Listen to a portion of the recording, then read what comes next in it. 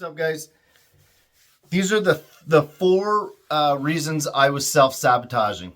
Ivan Fredette here, and I'm here to share with you the strategies I've used to get sober, stay sober, and ultimately change my life. The most powerful force in our life is our personal identity. Right now, the topic is change your identity. What is personal identity? The personal identity is what allows you to break through your limiting beliefs. Personal identity is the thoughts, beliefs, and concepts that we hold to be the most true about who we believe we are and what we're worth. So what's going on in the subconscious mind to create these beliefs or thoughts? For me, I was allowing external factors to dictate my life. So the reason for self-sabotage was it allowed me to predict the future. It was predictable. It gave me the illusion of self-control. We don't like to move on. We like to do what's familiar to us. So the first thing that caused me to self-sabotage was focusing on the past. Focusing on the past is, looking back is familiar. It's that familiarity. It's what you know. And when you're looking back, when you're looking in the past, you'll repeat these same things. You'll repeat these patterns, and you've tied a story to that past. This is about the story that you're telling yourself. You've tied it to something that you know. You've tied it to something that's familiar. And I tied mine to the reaction that I had after certain events. And then I would carry this reaction forward. And if I did move forward, I would ruin it because I would carry the past with me.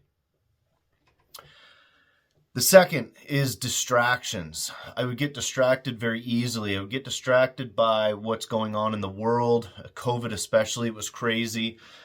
Distraction is also triggers. So one, what's going on in the world? These are things that you can't control. You're putting your focus in these things. It's distracting you from what you have to do or what's necessary in your life. And triggers can be, guys, it's important to recognize your triggers. For me, recognizing them was the first step to changing them. Your triggers can be something that somebody says to you. It can be a routine that you've had. A trigger for me was the end of the day, just kind of hanging out until the crew got there so that I could have a beer with them. Or the trigger was going to my neighbors. I loved going over to my neighbors and having beers in the shop. There was other triggers. There was certain things that I would drive by. If I drove by the local store that I would always go to get my beer, that was a trigger. There was thoughts and memories that were triggers. So distractions was the second thing for me that would cause me to self-sabotage. Number three is discouragement. I would get discouraged when I would have a beer. So it's the classic, I'll stop for just one. We've all got that just one mentality. And you would stop and you would have one, and then you get to that point where it's like, fuck it. And then you're right into it. Discourage, the word discourage means a lack of courage. So to combat discouragement would mean to stay courageous. So when you feel this fear, you step into it.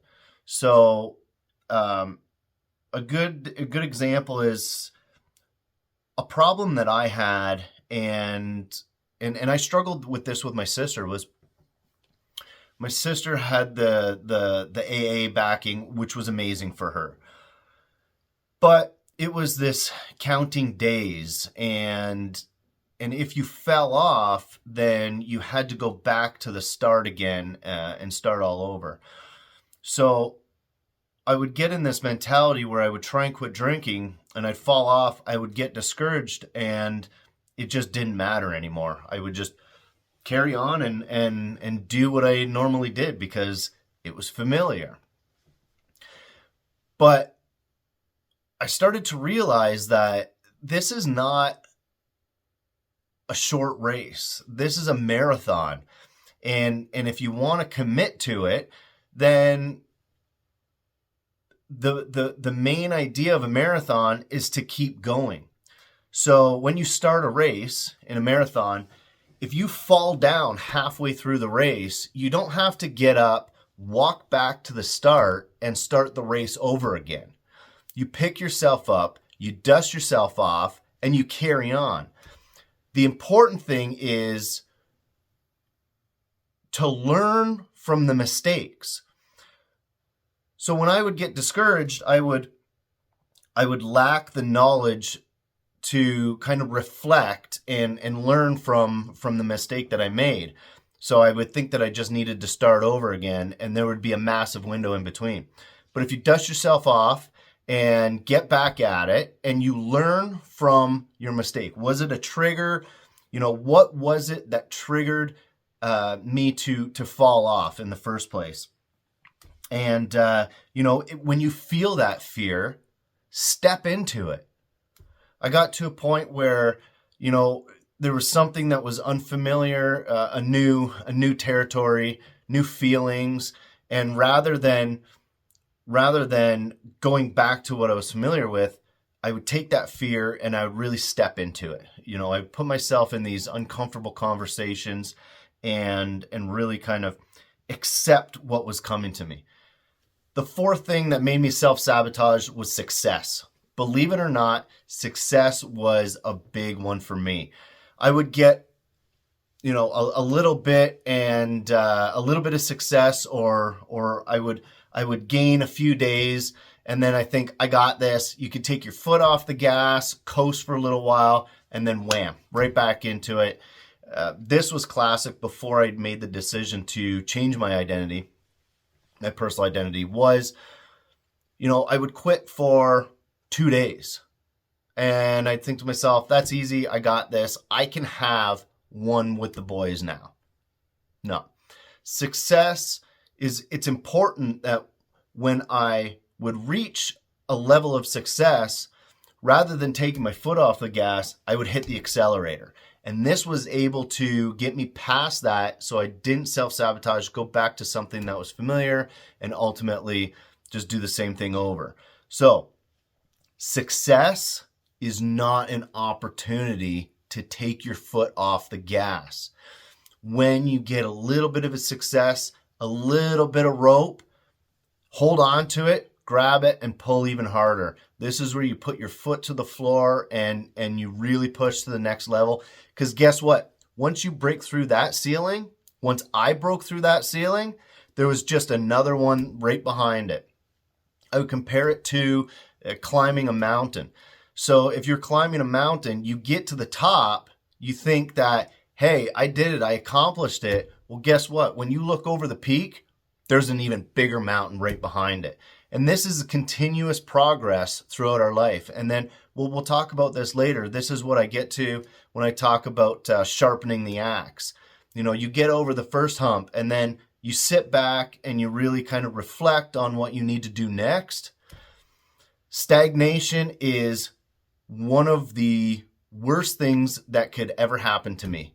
Every time I would get stagnant, I would hit the ceiling, I'd pull my foot off the gas, and I would just return right back to what was familiar with me. Remember, nobody's coming to save you, and check us out at ironcladbrotherhood.com. This is somewhere you can go. We can do a deeper dive into some of these strategies, and we can just work together ultimately to be better men, better husbands, better fathers, better brothers, better leaders. So guys, life can change as soon as you're willing to make the choice.